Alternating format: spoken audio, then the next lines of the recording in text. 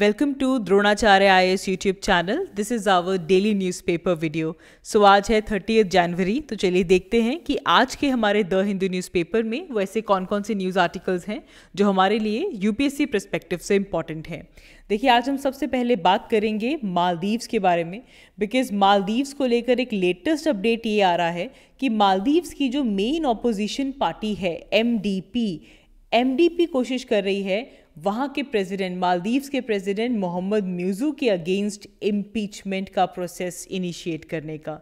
तो अब देखें, इसका जो मेन रीज़न है जो यहाँ पे दिया जा रहा है वो ये है कि इंडिया, जो कि मालदीव्स का एक लॉन्ग सपोर्टिंग अलाय रहा है, एक बड़ा सपोर्टर कंट्री रहा है, और जब से प्रेसिडेंट म्यूज़ू मालदीव्स में आए हैं तब से ही इंडिया और मालदीव्स के जो रिलेशंस हैं उनमें एक सावरनेस बिल्ड हो रही है।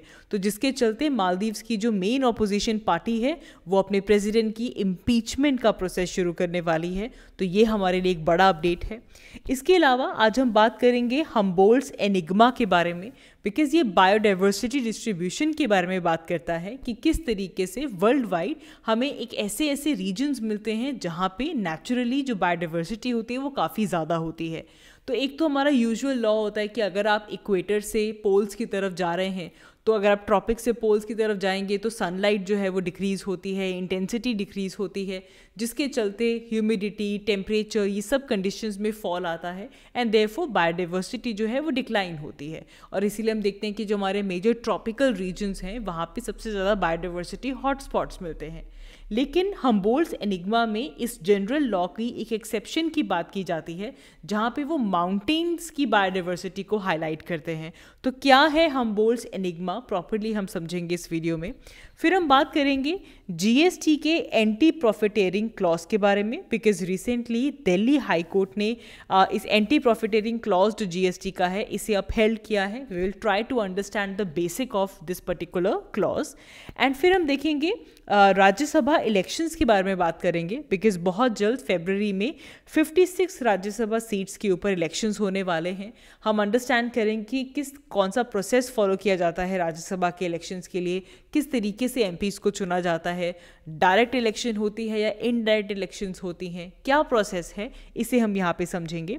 और लास्टली एक लोकेशन आज हमारे लिए इम्पॉर्टेंट है, बिकॉज यूक्रेन बहुत जल्द एक पर्टिकुलर लोकेशन के ऊपर 4 नए न्यूक्लियर प्लांट्स जो है वो बिल्ड करने वाला है, क्योंकि रशिया यूक्रेन वॉर के चलते यूक्रेन की जो पावर सप्लाई है उसे एक बहुत बड़ा हिट पहुंचा है, एंड जिसे रिवाइव करने के लिए यूक्रेन एक पर्टिकुलर लोकेशन पे अपने न्यूक्लियर रिएक्टर्स जो है वो बिल्ड करने वाला है। तो यहाँ से लोकेशन बेस्ड क्वेश्चन हमारे लिए इंपॉर्टेंट हो जाता है। तो हम्बोल्ट्स एनिग्मा टर्म बेस्ड हमारे लिए इंपॉर्टेंट है, और सिमिलरली आज हम यूक्रेन की एक पर्टिकुलर लोकेशन भी यहाँ पे डिस्कस करेंगे। So let's begin with it.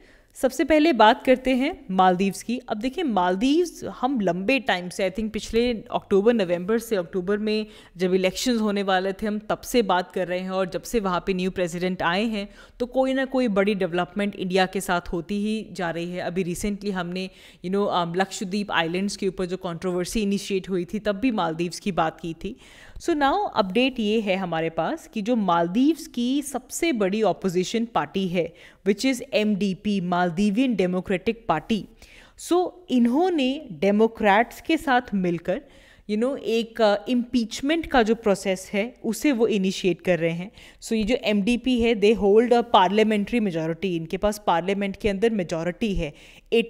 Maldives की जो पार्लियामेंट है उसे मजलिस कहते हैं और उसमें 80 मेंबर्स होते हैं, और उस 80 में से 42 members MDP Maldivian Democratic party के हैं। एंड ये इतनी बड़ी ऑपोजिशन पार्टी प्रेसिडेंट मोहम्मद म्यूज़ू के अगेंस्ट इम्पीचमेंट का जो मोशन है उसे प्रिपेयर कर रही है और बहुत जल्द इसे सबमिट करने वाली है।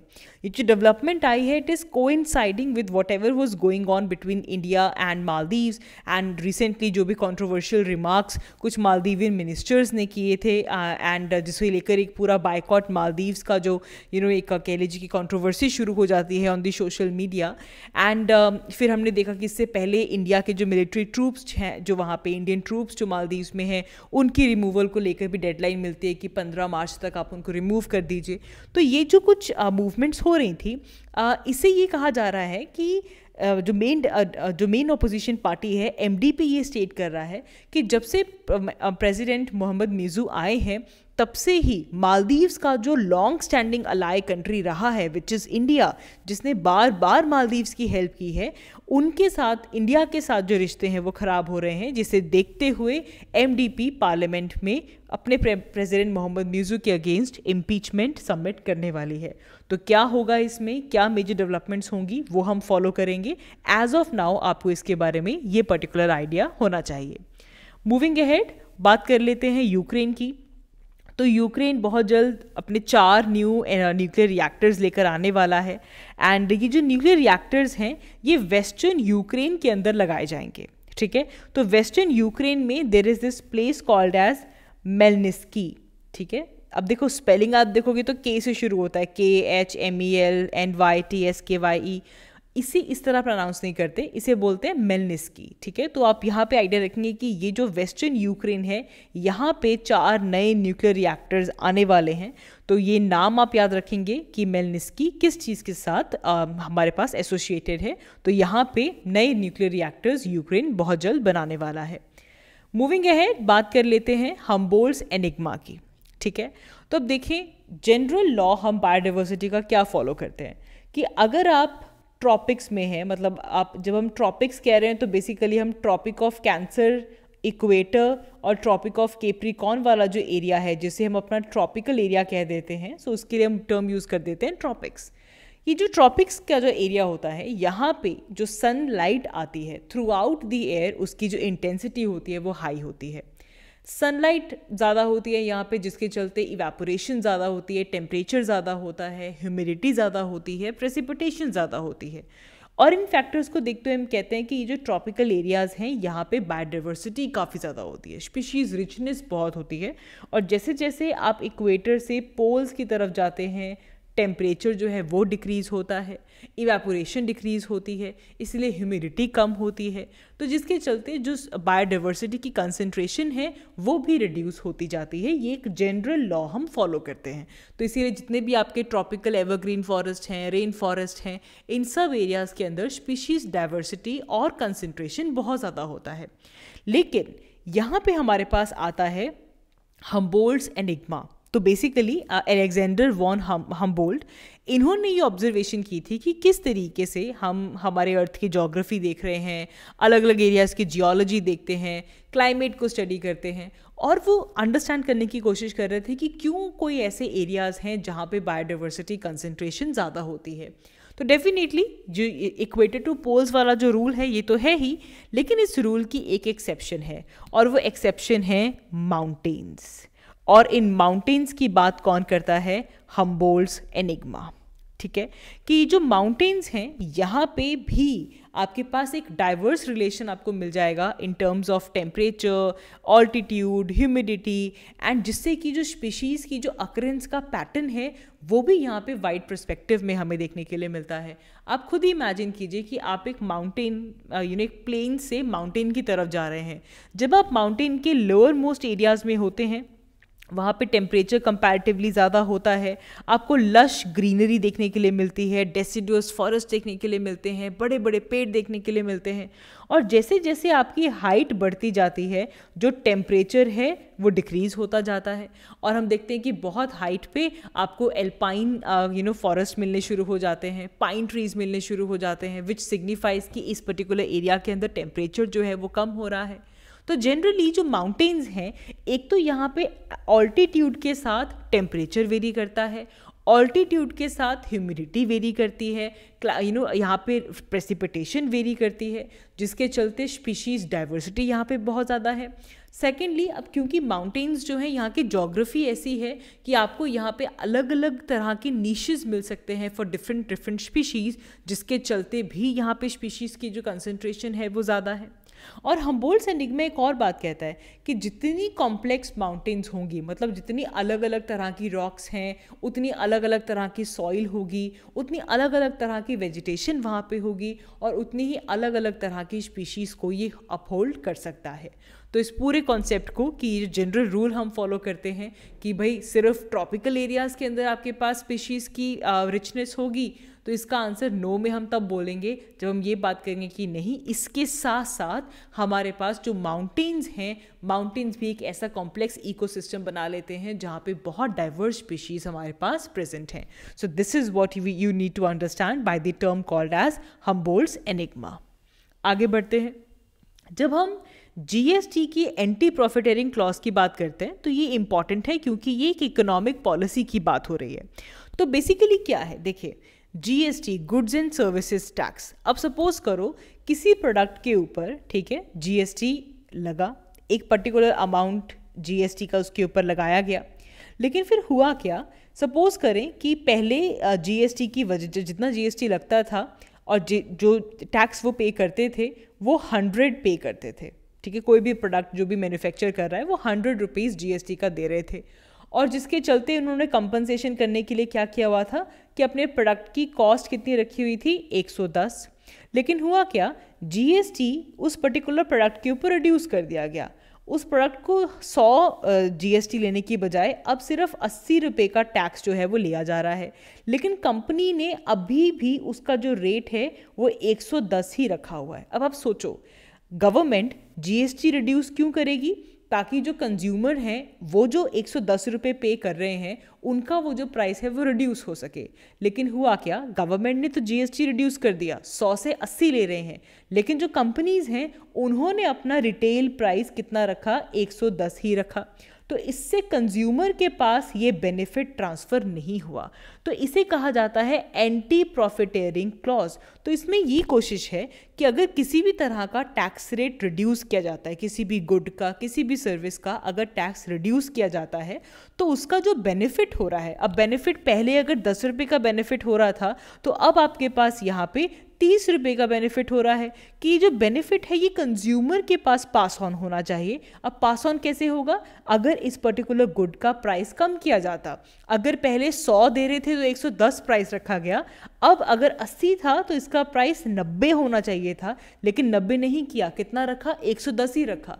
तो ये, इससे हम क्या कहते हैं कि ये एंटी प्रॉफिटेरिंग क्लॉज को वॉयलेट कर रहा है कि जो बेनिफिट है वो कंज्यूमर के ऊपर ट्रांसफ़र नहीं किया गया. This is what we mean by this particular clause. तो हुआ क्या है कि कुछ कंपनीज को अपहेल्ड किया गया कि उन्होंने जीएसटी का ये जो एंटी प्रॉफिटेरिंग प्रोविज़न है उसके तहत वायलेशन की है. उन्होंने अपने कंज्यूमर्स तक जो बेनिफिट है उसे पास ऑन नहीं किया. ठीक है, जो रिडक्शन टैक्स में हुआ था उसका बेनिफिट कंज्यूमर्स को पास ऑन नहीं किया गया बाय रिड्यूसिंग देयर प्राइस. तो ये इस डिसीजन को दिल्ली हाई कोर्ट ने अपहोल्ड किया है. एक हमारे यूपीएससी पर्सपेक्टिव से याद रखेंगे कि पहले जीएसटी के अंदर एक एनएए की फॉर्मेशन की गई थी, which is your National Anti Profiteering Authority. ठीक है, लेकिन उसके बाद 2022 में इसे हैंड ओवर कर दिया गया इस पर्टिकुलर क्लॉज को कि एंटी प्रॉफिटेरिंग कौन देखेगा. तो इस एनएए को मर्ज कर दिया गया with Competition Commission of India. तो now Competition Commission of India जो है वही जीएसटी के अंडर जो एंटी प्रॉफिटेरिंग का क्लॉज है उसे डील करता है. इससे पहले एक अलग हमारे पास अथॉरिटी थी which was National Anti Profiteering Authority, लेकिन इसे मर्ज कर दिया गया है विद सीसीआई. ठीक है, तो ये हमारे लिए एक इंपॉर्टेंट पॉइंट है. यहाँ पे आगे बढ़ते हैं, बात करते हैं इलेक्शंस की. तो यस, राज्यसभा में इलेक्शंस होने वाली हैं. अब कौन सी पार्टी का क्या डायनामिक है वो नहीं हमने यहाँ पे समझना है. हमें यहाँ से क्लैरिटी होनी चाहिए कि राज्यसभा में इलेक्शंस का प्रोसेस होता कैसे है. तो सबसे पहली बात तो हमारे कॉन्स्टिट्यूशन का जो आर्टिकल 80 है, it has all the provisions regarding the members for Rajya Sabha. तो करंटली हमारे राज्यसभा में 245 मेंबर्स हैं, जिनमें से 233 मेंबर्स जो होते हैं वो इलेक्टेड होते हैं और 12 मेंबर्स नॉमिनेटेड होते हैं.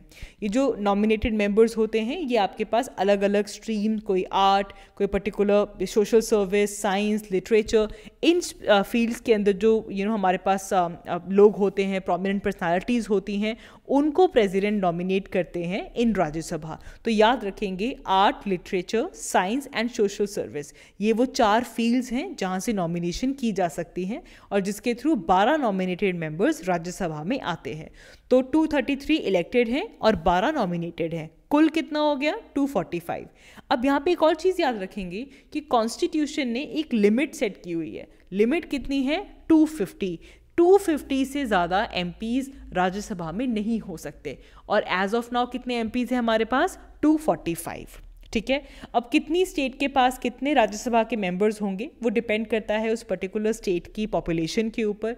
तो अगर सपोज करो कोई स्टेट मर्ज होती है, बाइफरकेट होती है या फिर कोई न्यू स्टेट बनाई जाती है, तो ऐसे केस के अंदर जो नंबर ऑफ सीट्स जो एक पर्टिकुलर स्टेट के पास हैं वो चेंज हो सकती हैं।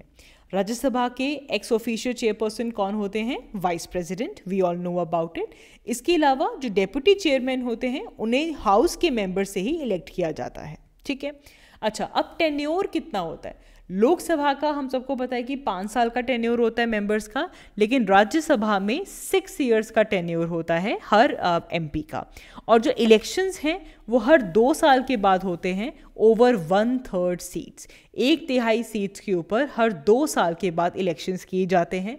एंड याद रखिएगा कि राज्यसभा एक परमानेंट हाउस है, ये कभी भी डिसॉल्व नहीं होती, तो इसीलिए हर 2 साल के बाद 1/3 मेंबर्स जो सीट है उसके ऊपर इलेक्शंस होते रहते हैं।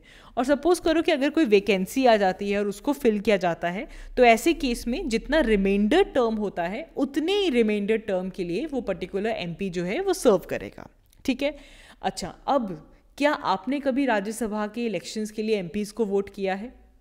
आंसर इज़ नो, हमने कभी राज्यसभा के एमपीज़ के लिए के इलेक्शंस में वोट नहीं किया। रीज़न ये है कि राज्यसभा के मेंबर्स इनडायरेक्टली इलेक्ट होते हैं। वो कैसे? आपने वोट करके इलेक्ट किया अपने स्टेट के एमएलएस को, और वो आपके इलेक्टेड एमएलएस फर्दर किसको इलेक्ट करते हैं? राज्यसभा के मेंबर्स को। सो दे आर इनडायरेक्टली इलेक्टेड। आपके जो एमएलएस हैं वो इलेक्ट करते हैं कि उस स्टेट के राज्यसभा के मेंबर्स कौन होंगे। तो ये चीज़ आपने यहाँ पे याद रखनी है। तो these are few points that you need to take care of when it comes to the process of Rajya Sabha election. तो हर स्टेट के जो लेजिस्लेटिव असेंबली के जो मेंबर्स हैं वो इस इलेक्शंस में वोट करते हैं। आपकी प्रोपोर्शनल रिप्रेजेंटेशन यहाँ पे फॉलो होती है। सिंगल ट्रांसफरेबल वोट सिस्टम जो है वो यहाँ पे लिया जाता है, मतलब हर एमएलए की वोट सिर्फ एक बार यहाँ पे काउंट होती है। ठीक है जी, सो आज की इस वीडियो के लिए इतना ही। That is all for this video. Thank you so much for watching. I will see you all in my next one. Thank you.